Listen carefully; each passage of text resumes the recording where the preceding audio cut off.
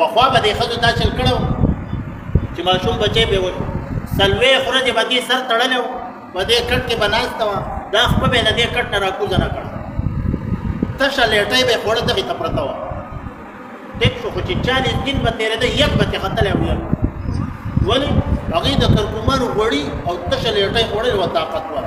او ټک سشي له علاج نه وو نوکان به یې دا نوکان شوي بیا به یې مونځ ته ډډې نه لګېدې مونځونه به هغې نه شوه کولی شی بدل دی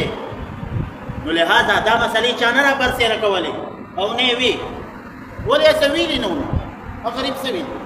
مسله دا ده چې کومه زنانه د 40 په حالت کې یو ماشوم بچی شوی مسله د بلډینګ ده دا بلډینګ بند شو او ته پې ښه شور شو غسل وکړه قصه ختم خدای دې کي چې د ماشوم لسمه ورځ خدای دې کي چې 15مه ورځ دې بعضو ښځو خالص پاور پلی اخیستی دا 40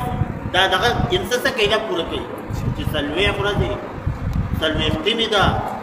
او هواره لخه نه ده نو غوړي د لخه دي صرف پلیټ پسته لیټۍ د لخه ده نو بهرحال ښه 15 وخته مونځ هم کوه او پاسه تلاوت هم کوه ذکر هم کوه ټیک ده یوازې 40 ورځو ته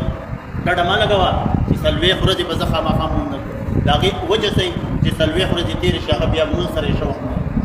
د دې وجه نه 40 ورځې چې ته د الله په لار کې ولګې چې راشي نو 40 ورځې دې مونځونه کړي دلته کې نفلونو ته او اوابینو ته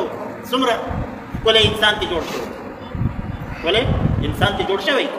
نو لهذا دقسې چې 40 ورځې ته په نافرمانۍ کې تېرې کړي نو قبیحه بدنه نه جوړېږي څنګه چې د 40 ورځو د الله په لار کې د هغې اثر وي دقسې د 40 ورځو د بېلماسۍ اثر نو لهذا خپلو اعمالو دې کې لږ چینجز راوړو په خپلو حرامو حلالو باندې لږ نظر واچوو چې آیا دا کار زما جایز دی او که نه دی